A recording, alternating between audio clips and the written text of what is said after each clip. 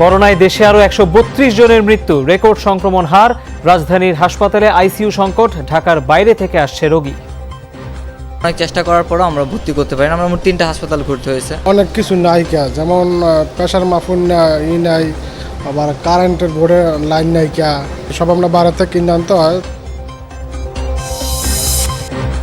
সর্বাত্মক লকডাউন কার্যকরে কঠোর আইন শৃঙ্খলা বাহিনী, অহেতুক বের হয় রাজধানীতে গ্রেপ্তার কয়েকশো, জরিমানা আদায়। আমাদের চেকপোস্টে শুনতেছি আপনারা কেন বের হচ্ছেন, যদি সন্তোষজনক উত্তর পাচ্ছি তখন আমরা তাদেরকে ছেড়ে দিচ্ছি, আর যদি সন্তোষজনক উত্তর না হয় তখন আমরা আইনগত যে ব্যবস্থা সেটা আমরা নিচ্ছি। তো বলছে 200 টাকা আমি পূর্বাসী অ্যাপসে জমা দিতে হবে, কিন্তু ওইটা অ্যাপসটাই বন্ধ আছে। এখন আমরা কিভাবে 200 টাকা ওখানে বিকাশ করব? সঠিক নির্দেশনা দিতেছে না, কোনো লাইন দিতেছে না। অনেক দূর দূরান্ত থেকে মানুষ আসতেছে, কারো কোনো গুরুত্বই নেই। বিদেশগামীদের টিকা নিবন্ধনে দিনভর অচল অবস্থা, ভোগান্তি। শনিবার অ্যাপস সচল হওয়ার আশা, অগ্রাধিকার পাবেন সৌদি ও কুয়েত প্রবাসীরা। এই মুহূর্তে প্রায়োরিটি বেসিসে, মানে যাদেরকে আপনার ফাইজারের টিকা দেওয়া দরকার, কুয়েত এবং সৌদি প্রবাসী, তাদেরকে আগে দেওয়া হবে। রাতে আসছে মডার্না ও সিনোফার্মের 23 লাখ ডোজ ভ্যাকসিন। স্বাভাবিক পরিস্থিতিতে ফিরতে প্রয়োজন 25 কোটির বেশি টিকা, বলছেন বিশেষজ্ঞরা। একযুগ ক্ষমতার বাইরে থাকা বিএনপিতে নানামুখী সংকট, খালেদা জিয়া ও তারেক রহমান এই আস্থা নেতাকর্মীদের। বেগম খালেদা জিয়ার নেতৃত্বে দল যেভাবে সুসংগঠিত শক্তিশালী ছিল, ভারপ্রাপ্ত চেয়ারম্যানের নেতৃত্বে দল একইভাবে সুসংগঠিত এবং শক্তিশালী আছে।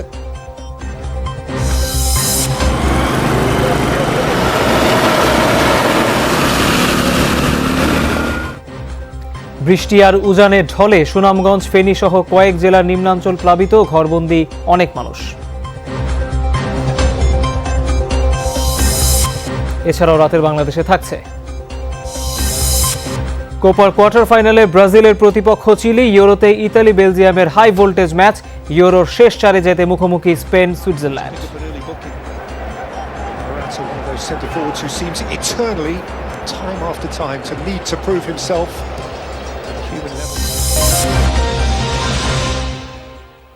দর্শক, এতক্ষণ শিরোনাম দেখছিলেন। আপনাদেরকে শুরুতেই মনে করাতে চাই, করোনাকালে নিরাপদে থাকা জরুরি। সেজন্য ঘরে, ঘরের বাইরে সব জায়গায় কিছুক্ষণ পরপর হ্যান্ড স্যানিটাইজার দিয়ে হাত এভাবে ভালোভাবে জীবাণুমুক্ত করে নেবেন। পুরো খবরে যাচ্ছি। এক সপ্তাহের সর্বাত্মক লকডাউনের দ্বিতীয় দিনেও ঢাকায় কঠোর অবস্থানে আইনশৃঙ্খলা বাহিনী। আছে পুলিশ, র্যাব, বিজিবি ও সেনাবাহিনীর তৎপরতা। ছুটির দিন ও বৃষ্টির কারণে মানুষ চলাচল কিছুটা কম ছিল। যৌক্তিক কারণ ছাড়া বের হওয়ার সাজা নিশ্চিত করছে ভ্রাম্যমাণ আদালত। সারাদিনে রাজধানীতে 320 জনকে গ্রেপ্তার এবং 208 জনকে জরিমানা করা হয়েছে। সাপ্তাহিক ছুটির দিন, তার সঙ্গে বৃষ্টি সকাল থেকেই, তাই ঢাকার সড়কে কোনো ভিড় ছিল না। স্যার, আমাকে তো এই চেকপোস্টে আটকাইছে, তা বলতেছে আপনার বসকে ফোন দেন। প্রধান সড়কের মোড়ে মোড়ে চেকপোস্ট, পুলিশ আর সেনাবাহিনীর সদস্যরা ছিলেন তৎপর। জরুরি প্রয়োজনে বের হওয়া রিকশা যাত্রীদের জিজ্ঞাসাবাদ করে ছেড়ে দেওয়া হয়েছে। পথচারীদের বেশিরভাগই গার্মেন্টস কর্মী। বের হয়েছেন জরুরি কাজে নিয়োজিত এবং শিল্প কারখানার শ্রমিকরা। মাস্ক হাতে আছে তো, হাতে থাকলে কি জীবাণু দূর হয়ে যাবে? হ্যাঁ, ওখানে যায় তো হাত পা ধুমু না, দুই হাতে মাস্কটা লাগামো। ওই মাস্ক আসিল, খেয়াল নাই, ব্যাগে আসিল। ছোট বাচ্চা নিউমোনিয়া হয়েছে, হসপিটালে আজকে 4 দিন যাবত ভর্তি আছে। এই বাচ্চারও ঠান্ডা, ওকে হসপিটালে নিয়ে যাচ্ছি চেক আপ করার জন্য। কালকে আমরা বিভিন্ন সময় বাধা দিয়েছি, মানুষকে মামলা করেছি, আইনগত ব্যবস্থা নিয়েছি, যার জন্য আজকে তুলনামূলকভাবে চাপটা কম হচ্ছে মানুষের। আমাদের চেকপোস্টে শুনতেছি আপনারা কেন বের হচ্ছেন, যদি সন্তোষজনক উত্তর পাচ্ছি তখন আমরা তাদেরকে ছেড়ে দিচ্ছি, আর যদি সন্তোষজনক উত্তর না হয় তখন আমরা আইনগত যে ব্যবস্থা সেটা আমরা নিচ্ছি। কঠোর লকডাউনের দ্বিতীয় দিনে ব্যক্তিগত গাড়ির সংখ্যা কম ছিল। চেকপোস্টগুলোতে মোটরসাইকেল আর ব্যক্তিগত বাহনের যাত্রীদের জিজ্ঞাসাবাদ করেছেন সংশ্লিষ্টরা। সেনাবাহিনীর টহল ঢাকার পথে আর অলিগলিতে। আমরা চেষ্টা করছি সরকারের যে কঠোর লকডাউনটা সবাই যেন, জনগণ সবাই যেন মেনে চলে, সেটা আমরা ইনশিওর করার চেষ্টা করছি। লোকজনকে ভালোভাবে বুঝিয়ে তারা যেন অপ্রয়োজনে ঘর থেকে না বের হয়। অপ্রয়োজনে কেউ বের হলে আমাদের ম্যাজিস্ট্রেট আছেন, উনি ব্যবস্থা নিচ্ছেন। রাজধানীর কয়েকটি চেকপোস্টে জরুরি কাজ ছাড়া বের হওয়ার অপরাধে কয়েকজনের বিরুদ্ধে মামলা হয়েছে, করা হয়েছে জরিমানা। বেশ কয়েকজনকে 3000 টাকার মামলা দেওয়া হয়েছে। মোহসেনুল হাকিম, যমুনা নিউজ, ঢাকা। এদিকে ঢাকার বাইরেও লকডাউন নিশ্চিতে বেশ কঠোরভাবে মাঠে আছে আইনশৃঙ্খলা বাহিনী। মাস্ক ছাড়া অযথা ঘোরাঘুরি দেখলেই আইন অনুযায়ী তারা ব্যবস্থা নিচ্ছেন, অনেককে জরিমানাও করা হয়। এর মাঝেও স্বাস্থ্যবিধি না মেনে অনেকেই বের হয়েছেন। ডেল্টা ভ্যারিয়েন্ট ছড়িয়ে পরিস্থিতি ভয়াবহ হলেও রাজশাহী, খুলনায় অনেক এলাকায় স্বাস্থ্যবিধি মানা হচ্ছে না। রাস্তাঘাটে বের হওয়া অনেকে মাস্কও পরছেন না। লকডাউনের আগামী 5 দিনই কড়াকড়ি অবস্থানের কথা জানিয়েছে আইনশৃঙ্খলা রক্ষা বাহিনী। দেশে 24 ঘন্টায় করোনায় আরও 132 জনের প্রাণহানি হয়েছে। এই দিন শনাক্ত হয়েছে 8,483 জন। শনাক্তের হার রেকর্ড 28.27%। সব মিলে মৃত্যু হয়েছে 14,778 জনের। নমুনা পরীক্ষা হয়েছে 30,012টি। এ পর্যন্ত শনাক্ত হয়েছেন 9,30,042 জন। 24 ঘন্টায় সুস্থ হয়েছেন 4,509 জন। মোট সুস্থ 8,25,422। মৃত 132 জনের মধ্যে পুরুষ 81 জন আর নারী 51 জন। বিভাগ ভিত্তিক খুলনায় সর্বোচ্চ মৃত্যু 35 জন, ঢাকায় 30, রাজশাহী ও চট্টগ্রামে 24 জন করে, রংপুরে 9, ময়মনসিংহে 6 ও বরিশাল ও সিলেটে 2 জন করে মারা গেছেন। বগুড়ার করোনা বিশেষায়িত মোহাম্মদ আলী হাসপাতালে গতরাত থেকে আজ সকাল পর্যন্ত উচ্চমাত্রার অক্সিজেন দিতে না পারায় 7 জনের মৃত্যুর অভিযোগ উঠেছে। হাসপাতাল কর্তৃপক্ষ জানিয়েছে 225 জন করোনা রোগী বর্তমানে ভর্তি আছে। উচ্চমাত্রার অক্সিজেন দেওয়ার জন্য হাসপাতালে আছে মাত্র 2টি হাইফ্লো ন্যাজাল ক্যানোলা। রোগীর স্বজনরা বলছেন উচ্চমাত্রার অক্সিজেন দিতে না পারায় 7 জন রোগী মারা গেছেন। আর চিকিৎসকরা বলছেন যাদের অক্সিজেনের মাত্রা 90-এর উপরে তাদের ফেস মাস্ক দিয়ে চিকিৎসা দেওয়া হয়, কিন্তু যেসব রোগীর অক্সিজেনের মাত্রা 87-র নিচে তাদের জন্য উচ্চমাত্রায় অক্সিজেন নিশ্চিত করা প্রয়োজন। সেটা নিশ্চিত করা গেলে ঝুঁকি এড়ানো যাবে অনেক ক্ষেত্রেই। অক্সিজেনটা পাচ্ছি ওখানে, ওটাতে মানে সব রোগীর হচ্ছে না, এই জন্য বেশি মাত্রা অক্সিজেন থাকলে আমাদের সুবিধা হতো। মিনিমাম যদি 10টা এরকম হাইফ্লো অক্সিজেনের থাকতো তাহলে দেখা যেত রুগীর মানে মৃত্যুর হারটাও অনেকখানি কমতো। এদিকে সংক্রমিত জেলা থেকে রোগী আসছে রাজধানীতে। এতে চাপ বেড়েছে কোভিড হাসপাতালগুলোতে। এরই মধ্যে ঠাঁই নেই ডেডিকেটেড হাসপাতালের আইসিইউতে, ফলে প্রকট হয়েছে আইসিইউ বেড সংকট। তবে সাধারণ বেড এখনও অনেক জায়গায় খালি আছে। এদিকে লকডাউনের দ্বিতীয় দিনে করোনা পরীক্ষা কেন্দ্র ছিল তুলনামূলক ফাঁকা। করোনার প্রকোপ বাড়ছেই, সেই সাথে মৃতের সংখ্যাও। ঢাকার তুলনায় জেলা শহরে প্রাণহানির সংখ্যা বেশি। উপায় না পেয়ে চিকিৎসার আশায় রাজধানীতে আসছেন মানুষ। আমরা আসছি চৌরাঙ্গা থেকে এবং আমার ছোট মামা অসুস্থ। আমরা যতটুকু ধারণা করছি উনি কোভিড-19 আক্রান্ত। ওনার এখনও শ্বাসকষ্ট আছে। আমার ওয়াইফ 250 বেড যশোর ছিল, এখানে 4 দিনে কোনো উন্নতি না হয় গতকাল রাত 1:30 এখানে এসেছি। কুর্মিটোলার মতো কোভিড ডেডিকেটেড অন্য হাসপাতালগুলোর অবস্থাও একই। সোহরাওয়ার্দীতে ভর্তি আদনানের বাবা এসেছেন মৌলভীবাজার থেকে। বুধবার ওনাকে নিয়ে আসছিলাম এখানে, তবে বুধবার অনেক চেষ্টা করার পরও আমরা ভর্তি করতে পারি না। আমরা মোট 3টা হাসপাতাল ঘুরতে হয়েছে। ট্রিটমেন্ট করতেছে এখন অনেক কিছু নাই, যেমন প্রেশার মাফুন নাই, আবার কারেন্টের বোর্ডের লাইন নাই, সব আমরা বাইরে থেকে কিনে আনতে হয়। রোগীর চাপে আইসিইউ সংকট দেখা দিয়েছে রাজধানীতে। 16টি হাসপাতালের মধ্যে বেড খালি আছে মাত্র 5টিতে, তাও হাতে গোনা কয়েকটি। বিশেষজ্ঞরা বলছেন আবারও সংক্রমণের বড় ধাক্কা সামলাতে হবে। প্রত্যেকটা রোগীকে বিচ্ছিন্ন করে ফেলা, যেটা আমরা আদৌ করছি না। 2 নম্বর হলো যে তার সংস্পর্শে যারা আসছে তাদেরকে অনুসন্ধান করে তাদের টেস্ট করা, যেটা আমরা করছি না। খুব ভালো করে কোয়ারেন্টাইন করা, যেটা আমরা করছি। তো সুতরাং একদিকে বাইরে থেকে ঢাকায় রোগী আসবে, আবার ঢাকার অভ্যন্তর থেকে রোগী তৈরি হতে শুরু করবে। জুলাই মাসে দরিদ্রদের জন্য করোনা পরীক্ষা বিনামূল্যে করা হয়েছে। তবে লকডাউন ও বৃষ্টির চাপে শুক্রবার ফাঁকা ছিল বেশ কিছু পরীক্ষা কেন্দ্র। পার ডে 100 জন নিচ্ছে অনলাইনে আবেদন করে, যেহেতু আজকে বৃষ্টির কারণে বাইরে পেশেন্ট আসতেছে না গাড়ি লকডাউনের কারণে, তো আজকে খুব কম পেশেন্ট হয়েছে। টোটাল 10 থেকে 12 জন মতো পেশেন্ট হয়েছে। রাসেল আহমেদ, যমুনা নিউজ, ঢাকা। সার্ভার জটিলতায় শুক্রবার শুরু করা যায়নি বিদেশগামীদের টিকা নিবন্ধন কার্যক্রম। এই অবস্থায় অনেকেই হাজির হন রাজধানীর প্রবাসী কল্যাণ ভবনে। জেলা কর্মসংস্থান ও জনশক্তি অফিসগুলোতেও একই চিত্র দেখা গেছে। মন্ত্রণালয়ের তরফ থেকে জানানো হয় সার্ভার সচল হলে শনিবার থেকে নিবন্ধন শুরু হবে, আর টিকার ক্ষেত্রে অগ্রাধিকার পাবেন সৌদি ও কুয়েতগামীরা। ফর্ম পূরণ করাইছি, কিন্তু বলছে 200 টাকা আমি প্রবাসী অ্যাপসে জমা দিতে হবে, কিন্তু ওটা অ্যাপসটাই বন্ধ আছে। এখন আমরা কিভাবে 200 টাকা ওখানে বিকাশ করব? আমার পাসপোর্ট হলো নোয়াখালীর, আমরা থাকি ঢাকা। এখন আমাদের তো সম্ভব না যে লকডাউন ভাঙা এখন আমরা নোয়াখালী যাওয়া। প্রথমে এই দিক নির্দেশনা যদি উনি দিত তাহলে তো আর আমরা এখানে আসতাম না। এমন করেই নিজেদের ভোগান্তি ও তথ্যহীনতার কথা জানাচ্ছিলেন প্রবাসীরা।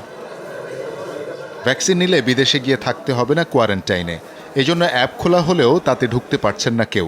তাই ভ্যাকসিনের নিবন্ধনের জন্য অনেকেই ভিড় করেন রাজধানীর প্রবাসী কল্যাণ ভবনে। শুধু অ্যাপ জটিলতা নয়, কিছু বিষয় পরিষ্কারও নয় বিদেশ গমনেচ্ছুদের কাছে। অনেকে ঢাকায় এসে জানতে পারেন তাদের নিবন্ধন করতে হবে নিজ নিজ এলাকায়। ওনারা যদি আমাদেরকে বলতো পাসপোর্ট আলারা 4 তারিখ আমাদের সাথে যোগাযোগ করবেন, আমরা সুন্দরভাবে বাসা থাকতাম। বিকাশে পেমেন্ট করে তারপরে নিবন্ধন করতে হইব।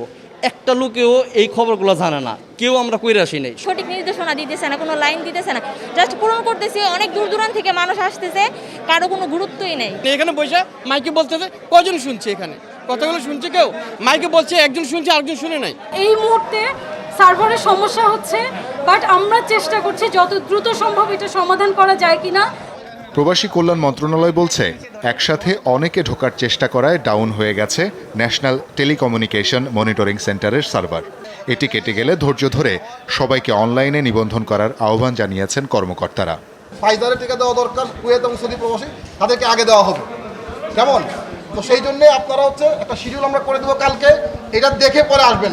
1 ডোজ নেওয়ার পরে 14 দিন পরে আপনি যদি ফ্লাই করেন তাহলে আপনি শুধুমাত্র আপনার কোয়ারেন্টাইন লাগবে না। এই করোনার মধ্যে আপনারা এখানে না এসে সবচেয়ে ভালো হয় আপনি অ্যাপসের মাধ্যমে করা। ঢাকার মতো একই চিত্র দেখা গেছে বিভাগীয় শহরগুলোতেও। লকডাউনের মধ্যেও দূর দূরান্ত থেকে শত শত বিদেশগামী ভিড় করেন জেলা কর্মসংস্থান ও জনশক্তি অফিসে।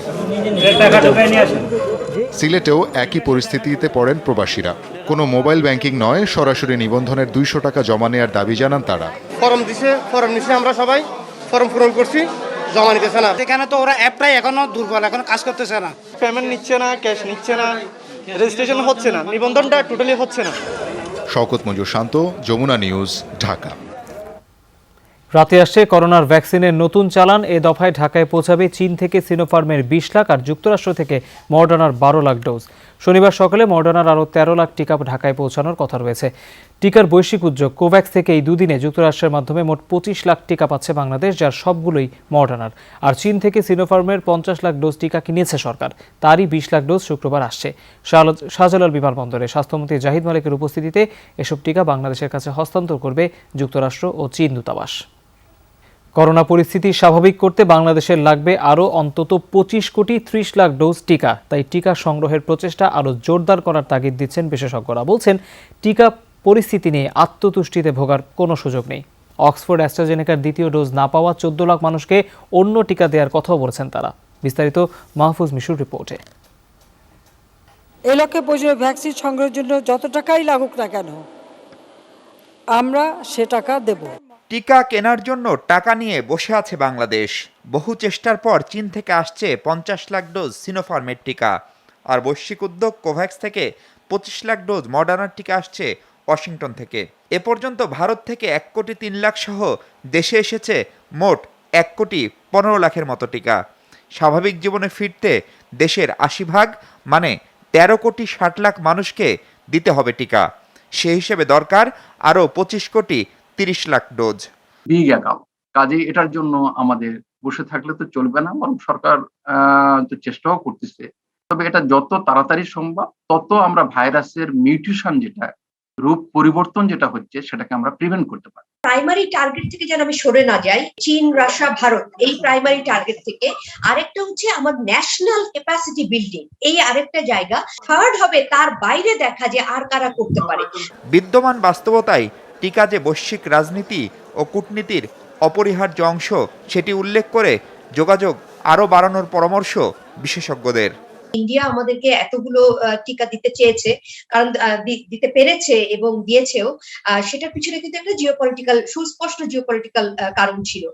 সেখানে কিন্তু চায়না এবং ইন্ডিয়ার যে প্রতিযোগিতা, সেই প্রতিযোগিতার ফলাফল হিসেবে আমরা কিন্তু লাভবান হয়েছি। কোনোভাবে আত্মতৃপ্তিতে ভোগার কিছু নাই। সবগুলো এরিয়া থেকে একটু আমার অভিজ্ঞ যারা আছেন তাদেরকে নিয়ে, প্লাস যারা এখন কাজ করছেন, ফিল্ডে কাজ করছেন, তাদের প্র্যাকটিক্যাল এক্সপেরিয়েন্স কি, এটাকে সাথে নিয়ে যদি আমরা একটা ন্যাশনাল কোঅর্ডিনেশন সেল তৈরি করতে পারি। অ্যাস্ট্রাজেনেকার টিকার প্রথম ডোজ নিয়ে দ্বিতীয়টির অপেক্ষায় 14 লাখ মানুষ। খুব দ্রুতই ভারত থেকে কেনা টিকা পাওয়া যাচ্ছে না। এমন অবস্থায় চীনের সিনোফার্ম বা যুক্তরাষ্ট্রের মডার্নার টিকা দ্বিতীয় ডোজ হিসেবে দেওয়ার কথা বলছেন বিশেষজ্ঞরা।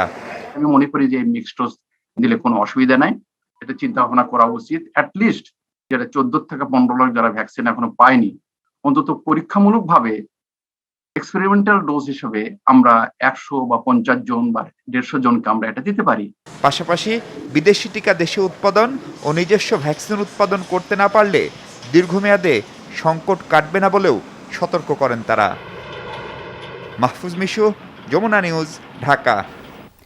আওয়ামী লীগ মুক্তিযুদ্ধের ইতিহাস বিকৃত করে রাজনৈতিক স্বার্থে ব্যবহার করছে এমন অভিযোগ করেছেন বিএনপি নেতারা।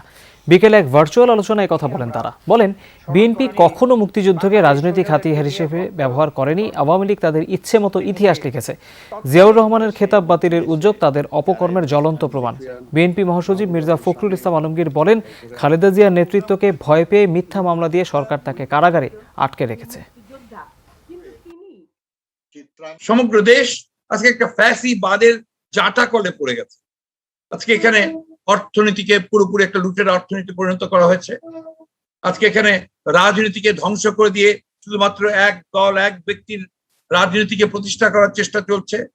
আজকে চাটুকারিতা এবং তোষামদি ছাড়া অন্য কোনো পথ যেন মানুষের জানা নেই। আজকে জীবনের কোনো মূল্য নেই, এই একটা অবস্থায় আইনের কোনো শাসন নেই। এক যুগেরও বেশি ক্ষমতার বাইরে বিএনপি। বিচারিক প্রক্রিয়া আর অসুস্থতায় সক্রিয় রাজনীতিতে নেই চেয়ারপারসন খালেদা জিয়া। ভারপ্রাপ্ত চেয়ারম্যান হয়েও দীর্ঘদিন বিদেশে তারেক রহমান। এই নিয়ে বোদ্ধা মহলে রয়েছে সমালোচনা। তবে খালেদা জিয়া ও তারেক রহমানের নেতৃত্বে বিএনপি এখনও ঐক্যবদ্ধ, এমনটাই মনে করেন নেতাকর্মীরা। বিস্তারিত শরীফুল ইসলাম খানের রিপোর্টে। আগে কখনোই এমন কঠিন সংকটে পড়েনি বিএনপি। অতটা প্রতিকূলতাও মোকাবেলা করতে হয়নি দলীয় নেতাকর্মীদের। রাজপথে শক্তি প্রদর্শন নেই, দৃশ্যমান সফলতা নেই কূটনৈতিক তৎপরতায়। বলা যায় কয়েক বছর ধরেই গোলক ধাঁধায় আছে দলটি। বিএনপি পরিচালিত হচ্ছে আল্লাহর ওহিয়া।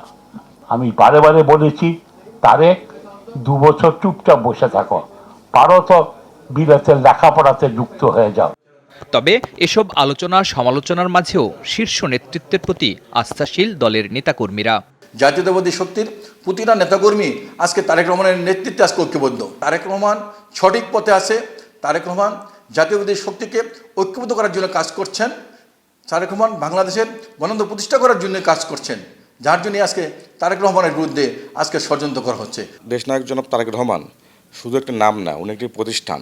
ওনার নেতৃত্বেই ইনশাল্লাহ আমরা বাংলাদেশ জাতীয়তাবাদী দল আমাদের যে লালিত স্বপ্ন, জাতীয়তাবাদী আদর্শের যে লালিত স্বপ্ন, এই স্বপ্নকে ইনশাল্লাহ আমরা পূরণ করব। 2018 সালে চেয়ারপারসন খালেদা জিয়া কারাগারে গেলে ভারপ্রাপ্ত চেয়ারম্যানের দায়িত্ব পান তারেক রহমান। কর্মী সমর্থকরা বলছেন, বগুড়া জেলা বিএনপির সদস্য থেকে ধাপে ধাপে এ পর্যায়ে এসেছেন তিনি। সেতু বন্ধন স্থাপন করেছেন কেন্দ্র তৃণমূলে। উনি যে অপরিহার্য নেতা ইতিমধ্যে কিন্তু বারবার প্রমাণিত হয়েছে। এবং দেখেন, এত ষড়যন্ত্র হয়েছে 111-এর পর থেকে, এত ঘাত প্রতিঘাত, বিএনপিকে কিন্তু বিন্দুমাত্র ভাঙন ধরাতে পারেনি। এই দলটাকে ঐক্যবদ্ধ রাখা, দলটাকে চাঙ্গা রাখা এবং দলকে এগিয়ে নেওয়া, একটা যে মূল যে নিউক্লিয়াস থাকে, এই নিউক্লিয়াসটা তো তারেক রহমান। বিএনপির সাবেক এমপি হেলেন জেরিন খানের কাছে প্রশ্ন ছিল, বিদেশ থেকে কিভাবে সম্ভব নেতাকর্মীদের পাশে থাকা? যারা গুম হয়েছে সেই পরিবারকে নানা রকমের অনুদান দিচ্ছে, যেখানে নির্যাতন করা হয়েছে সেখানে তাদেরকে আইনি সহায়তা দেওয়া হচ্ছে। তারেক রহমানের বিকল্প কোনো নেতা বিএনপিতে নেই এবং তারেক রহমানই হচ্ছে একমাত্র বিএনপির, আমাদের দেশনেত্রী বেগম খালেদা জিয়ার পরে একমাত্র কাণ্ডারি। সিনিয়র নেতারা বলছেন, নিয়মিত দলীয় কার্যক্রমে অংশ নিচ্ছেন ভারপ্রাপ্ত চেয়ারম্যান, দল পরিচালনা করছেন স্থায়ী কমিটি ও সিনিয়র নেতাদের পরামর্শে। নীতি নির্ধারণী পর্যায়ে আলাপ আলোচনার পরিপ্রেক্ষিতে সিদ্ধান্তের মাধ্যমে দলটি চলছে। অন্য দলের বেলায় সেটা তারা বলতে পারবে কিনা আমার তো সন্দেহ আছে। দেশনেত্রী বেগম খালেদা জিয়ার নেতৃত্বে দল যেভাবে সুসংগঠিত শক্তিশালী ছিল, ভারপ্রাপ্ত চেয়ারম্যানের নেতৃত্বে দল একইভাবে সুসংগঠিত এবং শক্তিশালী আছে এবং দিন দিন শক্তিশালী হচ্ছে। দলের দায়িত্বশীল নেতারা জানান, 2001 সালে জাতীয় নির্বাচনে গুরুত্বপূর্ণ ভূমিকার পাশাপাশি ইউনিয়ন প্রতিনিধি সম্মেলনে নিজের নেতৃত্ব জানান দেন তারেক রহমান। মাঠ পর্যায়ের নেতাকর্মীরা বলছেন, নির্বাচন কিংবা আন্দোলনের মতো ইস্যুগুলোতে নানা রকম মতবিরোধ থাকলেও দলের মূল নেতৃত্ব নিয়ে কোনো প্রশ্ন নেই তাদের। কারণ তারা মনে করেন, সংকটময় এই সময়টাতে জিয়া পরিবারই হচ্ছে জাতীয়তাবাদী শক্তির ঐক্যের প্রতীক। শরীফুল ইসলাম খান, যমুনা নিউজ, ঢাকা। দেশের উত্তরে আকস্মিক বন্যা পরিস্থিতি তৈরি হতে পারে বলে জানিয়েছে বন্যা পূর্বাভাস ও সতর্কীকরণ কেন্দ্র। এরই মধ্যে কয়েকদিনের বৃষ্টিতে সীমান্ত সংলগ্ন কয়েকটি জেলার বিস্তীর্ণ এলাকা প্লাবিত হয়েছে। নদ নদীর পানি বেড়েছে উত্তরে, কিছু জায়গায় দেখা দিয়েছে নদী ভাঙনও।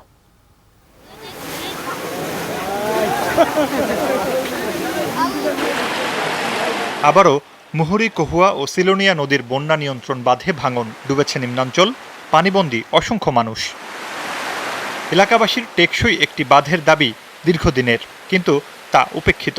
জোড়াতালি দিয়ে সংস্কার করায় একই জায়গা ভাঙছে বারবার। ফলাফল বর্ষায় পানিবন্দী জীবন, ভেসে যাচ্ছে মাছের ঘের, নষ্ট হচ্ছে ফসল। 30-35 বছর থেকে এই অবস্থা দেখছি আমি। এই ইন্ডিয়ার পানি এগুলো আসে বর্ষাকালে এরকম হয়। প্রতি বছর যখনই ভাঙে তখন প্রশাসন বা জেলা প্রশাসক পক্ষ থেকে বা জনপ্রতিনিধির পক্ষ থেকে উন্নয়নের গল্প শোনানো হয়, মেরামত করা হবে, অনেক বড় বড় প্রকল্প হবে। তবে এইসব প্রকল্প ঠিকই হয় বরাদ্দ, কিন্তু কাজ কোনো কিছুই হয় না। অনিয়মও হয়েছে এবং দুর্নীতির কারণে বেড়িবাঁধ শক্তভাবে মজুতভাবে হয় নাই। উজান থেকে নেমে আসা পাহাড়ি ঢলে সুনামগঞ্জের সুরমাসহ সবগুলো শাখা নদীর পানি বৃদ্ধি পেয়েছে। তলিয়ে গেছে গুরুত্বপূর্ণ সড়ক, ভোগান্তি নিয়ে চলাচল করছে স্থানীয়রা।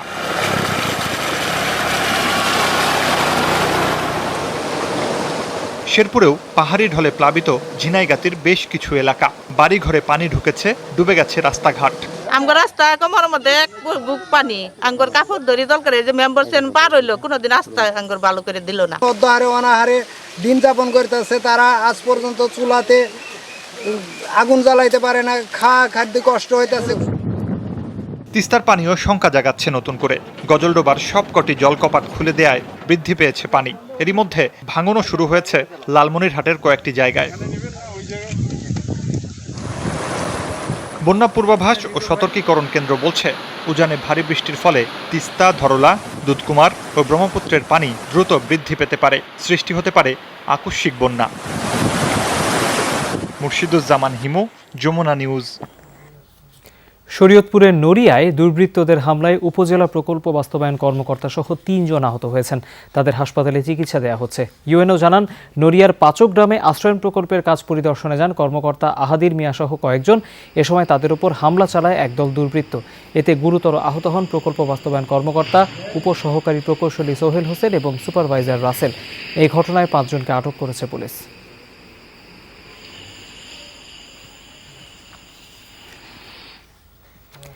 লাইন ও লেন্থ, এই 2 জায়গায় উন্নতি করলে দেশ এবং দেশের বাইরে সাফল্য পাবে টাইগার স্পিনাররা।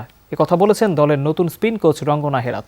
তিনি বলেন, বিশ্বসেরা হতে হলে স্কিলের পাশাপাশি মিরাজ নাইমদের মানসিকভাবে আরও দৃঢ় হতে হবে। বাংলাদেশ দলের দায়িত্ব নিয়ে প্রথমবারের মতো তিনি গণমাধ্যমের মুখোমুখি হন। জিম্বাবুয়ে থেকে সহকর্মী হাসিনুর রহমান জানাচ্ছেন বিস্তারিত। দর্শক, আজকে আমরা পেয়েছি বাংলাদেশের নয়া স্পিন বোলিং কোচ রঙ্গনা হেরাতকে। তার কাছে জানতে চাইব বাংলাদেশ দলের আসলে তার কি পরিকল্পনা আছে। That first I like to know that what's your plan with the Bangladeshi spin attacks. যেহেতু আমি নিজে একজন স্পিনার ছিলাম, তাই আমি অন্য স্পিনারদের উন্নতিতেও সহায়তা করতে পারবো।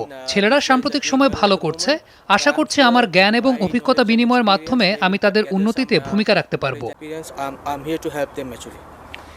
One more thing I want to know that your average, in your playing career, your average in abroad was very good, but Bangladeshi spinner are very poor outside home. So, what you can work on that? But what's your plan to improve the situation? In that case. সত্যি কথা বলতে, দেশের বাইরে perform করতে হলে স্পিনারদের মানসিকভাবে ইতিবাচক হতে হবে। দেশের বাইরের কন্ডিশনে দলের ভেতর নিজের রোল সম্পর্কে সচেতন হতে হবে স্পিনারদের। আমার মনে হয় এক্ষেত্রে মাইন্ডসেটটা খুবই গুরুত্বপূর্ণ। When you last played in Harare, you were very successful, maybe 13 wicket if I am not wrong. So what will be your suggestion to get success in this wicket in first test? Yeah, I think it was 2016 which I captained. হ্যাঁ, জিম্বাবুয়েতে 2016 সালে আমি captaincy করেছি। এখানকার উইকেটে স্পিনারদের জন্য কিছুটা সহায়তা আছে এবং আমি জানি তা কিভাবে ব্যবহার করতে হয়। আশা করি আমার অভিজ্ঞতায় বাংলাদেশের ছেলেরা উপকৃত হবে। In that case, I am sure they will grab something and they will apply for the test match. Last question from my side. Bangladeshi spinner are usually finger spinner. They didn't get turn when the wicket not help them actually. So, of course, there should be a way to improve that. I mean, as a spinner, if you দেখুন, take like Shane Warne কিংবা মুরালিধরনরা big Turner ছিল। আমি বা Daniel Vettori কিন্তু তেমনটা ছিলাম না। তাই আমাদের লক্ষ্য থাকতো সবসময় স্ট্রিক্ট লাইন এবং লেন্থ মেনটেন করা। তো নিজেদের যখন লিমিটেশন আছে তখন লাইন লেন্থ মেনটেন করাটাই সবচেয়ে বড় কাজ। আমার কাছে মনে হয় বাংলাদেশের স্পিনারদেরও সেই বিষয়টি ফোকাস করা উচিত। Thank you. Hasinur Rahman, Jamuna sports, Harare, Zimbabwe. কঠোর লকডাউনে সব ধরনের সামাজিক অনুষ্ঠানে নিষেধাজ্ঞা রয়েছে। এরই মধ্যে সিলেটে বিয়ের আয়োজন। তবে কনে নিয়ে ফেরার সময় বিপত্তি ঘটল। ভ্রাম্যমাণ আদালতকে 10,000 টাকা জরিমানা দিয়ে ছাড় পেয়েছে বরপক্ষ। পুলিশ জানায়, সিলেট নগরীর মোমিনখোলা এলাকায় মেয়ের বাড়িতে বিয়ের অনুষ্ঠান হয়। মাইক্রোবাসে করে কনে নিয়ে ফেরার সময় নগরীর হুমায়ুন রশিদ চত্বরে বরপক্ষকে আটকায় পুলিশ। পরে ভ্রাম্যমাণ আদালত বরপক্ষকে জরিমানা করে। বরপক্ষের লোকজন জানান, বিয়ের তারিখ আগে থেকে নির্ধারিত থাকায় সীমিত পরিসরে কয়েকজনকে নিয়ে তারা কনে আনতে গিয়েছিলেন। কনে ওঠানোর প্রক্রিয়াটি এখানে সম্পন্ন হয়েছে। যারা ভুক্তভোগী আছেন, যারা আসলে লকডাউনের আগে তারিখটা পয়রা ফালানো ছিল, তারিখটা ডুলাইতে পারি। পুলিশ সদস্যরা ছিল, তারা এটা ধরেছে, আমাকে জানিয়েছে, আমি আসলাম, আমি এসে তাকে সরেজমিনে পেলাম, তাই তাকে 10,000 টাকা জরিমানা করা হয়েছে। কিশোরগঞ্জের কটিয়াদিতে তৃতীয় শ্রেণীর এক শিক্ষার্থীর মরদেহ উদ্ধার করেছে পুলিশ। সকালে লোহাজুরি গ্রামে ব্রহ্মপুত্র নদের পাড়ে পাট খেতে 9 বছর বয়সী সাদিয়া আক্তার টুনির মৃতদেহ পাওয়া যায়। তার হাত পা বাঁধা ও গলায় ওড়না পেঁচানো ছিল। পরিবারের ধারণা, শিশু সাদিয়াকে ধর্ষণের পর হত্যা করা হয়েছে। তবে আসলে কি ঘটেছে তা ময়নাতদন্তের পরই বোঝা যাবে বলে জানিয়েছে পুলিশ।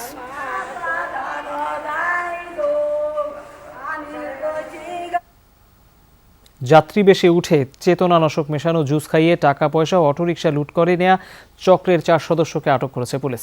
পুলিশ জানায়, গত 12 এপ্রিল হুইলচেয়ারে করে অচেতন এক ব্যক্তিকে ময়মনসিংহ মেডিকেলের জরুরি বিভাগে নেওয়া হয়। সাথে ছিলেন এক নারী। এক পর্যায়ে রোগীকে ফেলে কেটে পড়েন তিনি। হাসপাতালে মৃত্যু হয় ওই রোগীর। তদন্তে জানা যায়, মৃত শাহিনুর রহমান একজন অটোরিকশা চালক। তার নিখোঁজের বিষয়ে গৌরীপুর থানায় 13 এপ্রিল জিডি হয়েছিল। এই ঘটনায় গাজীপুরের হোতাপাড়া থেকে গ্রেপ্তার করা হয় 2 নারীসহ 4 জনকে। পুলিশ জানায়, জুসের সাথে চেতনানাশক মিশিয়ে চালককে অজ্ঞান করে অটোরিকশা নিয়ে যেত তারা। গ্রেপ্তারকৃতদের দেওয়া তথ্যে পরে উদ্ধার করা হয় 2টি অটোরিকশাও। কোপা আমেরিকার খবর জানাবো। টুর্নামেন্টের দ্বিতীয় কোয়ার্টার ফাইনালে শনিবার সাবেক চ্যাম্পিয়ন চিলির মুখোমুখি হবে ব্রাজিল। রাজধানী রিও ডি জেনেরিওর নিলটন সান্তোস স্টেডিয়ামে খেলাটি শুরু হবে ভোর 6টায়। এই ম্যাচে নেইমার সহ সেরা 8 ফুটবলারকে একাদশে ফেরাবেন কোচ তিতে। এর আগে প্রথম কোয়ার্টার ফাইনালে রাত 3টায় প্যারাগুয়ের মুখোমুখি হবে পেরু। ইকুয়েডর ম্যাচে খেলেননি Neymar, Danilo, Thiago Silva, Alex Sandro, Casemiro, Fred, Jesus, রিচার্লিসনের মতো 8 জন সেরা ফুটবলার। আর তাই ওই ম্যাচের ড্রকে পাত্তাই দিচ্ছেন না বিশ্লেষকরা। এই 8-এর সাথে শুরুর একাদশে ফিরতে পারেন মার্কুইনহোসও, সেক্ষেত্রে বাদ পড়তে পারেন এডের মিলিতাও। তিতের আক্রমণ ভাগে নেইমার, হেসুস, রিচার্লিসন, এই 3 বড় দুশ্চিন্তার কারণ হবে চিলির ডিফেন্সের জন্য। ব্রাজিল খেলবে তিতের প্রিয় ফরমেশন 4-3-3-এ। ওই একই ফরমেশনে চিলিরও খেলার কথা রয়েছে। গত 21 বছরে চিলি একবারই কেবল ব্রাজিলকে হারিয়েছে। শেষ 15 লড়াইয়ের 12টিতেই জিতেছে ব্রাজিল, শেষটিতে 3-0 গোলে।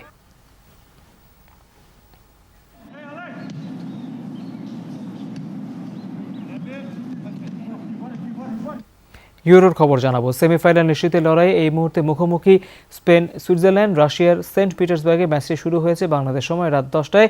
শেষ খবর পাওয়া পর্যন্ত স্পেন 1 গোলে এগিয়ে রয়েছে। অন্যদিকে দ্বিতীয় কোয়ার্টার ফাইনালে জার্মানির মিউনিখে রাত 1টায় মুখোমুখি হবে ইটালি ও বেলজিয়াম। ফিফা র্যাঙ্কিংয়ের শীর্ষ দল বেলজিয়াম কি ছেড়ে কথা বলবে? 2 দলের 11 ম্যাচের পরিসংখ্যান বলছে লড়াই সমানে সমানে হলেও ইতালির 4 জয়ের বিপরীতে 3টি জয় আছে বেলজিয়ামের। সবশেষ 2016 সালের ইউরোতে বেলজিয়ামকে 2-0 গোলে হারাবার সুস্মৃতি রয়েছে আজুরিদের। এই ম্যাচের আগে কেভিন ডি ব্রুইনা এবং এইডেন হ্যাজার্ডের ইনজুরি কপালে চিন্তার ভাঁজ ফেলেছে বেলজিয়াম কোচ রবার্টো মার্টিনেজের। তাদের জন্য শেষ মুহূর্ত পর্যন্ত অপেক্ষা করবে বেলজিয়াম।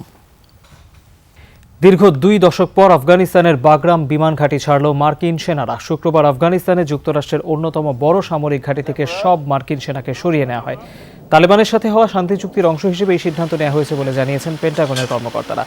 আফগান যুদ্ধে মার্কিন নেতৃত্বাধীন বাহিনী এখান থেকেই তালেবান ও অন্যান্য জঙ্গিদের উপর বিমান অভিযান চালাত। লড়াইয়ের এক পর্যায়ে এই ঘাঁটিতে মার্কিন সেনার সংখ্যা 1 লাখ ছাড়ায়। ঘাঁটিটি এখন আফগান প্রতিরক্ষা মন্ত্রণালয়ের কাছে হস্তান্তর করা হবে। ধারণার তুলনায় দ্রুত গতিতে পরমাণু সক্ষমতা অর্জন করছে চীন, যা উদ্বেগজনক। দেশটির কমিউনিস্ট পার্টির 100তম বর্ষপূর্তি দিনই এই সতর্ক বার্তা দিল যুক্তরাষ্ট্র। মার্কিন শীর্ষ সংবাদপত্র ওয়াশিংটন পোস্টের প্রতিবেদন বলছে, গানসু প্রদেশে শতাধিক টাওয়ার নির্মাণ করা হয়েছে, যার মাধ্যমে ছোড়া হবে আন্তঃমহাদেশীয় ব্যালিস্টিক ক্ষেপণাস্ত্র। স্যাটেলাইট ছবিতে উঠে এসেছে গোপন এই তথ্য।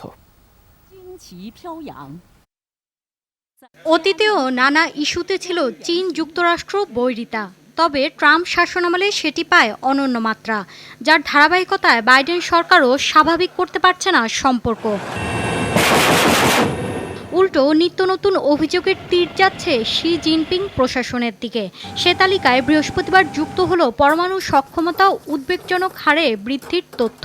ওয়াশিংটন পোস্টের প্রতিবেদন অনুসারে গানসু প্রদেশের ইউমেন শহরে বসানো হয়েছে 119টি টাওয়ার, যা ব্যবহৃত হবে আন্তঃমহাদেশীয় ব্যালিস্টিক ক্ষেপণাস্ত্র ছুড়তে। চীনের পরমাণু শক্তিমত্তা বর্তমানে শীর্ষে অবস্থানে রয়েছে। শুধু তাই নয়, ধারণার তুলনায় উদ্বেগজনক হারে বাড়ছে দেশটির সক্ষমতা।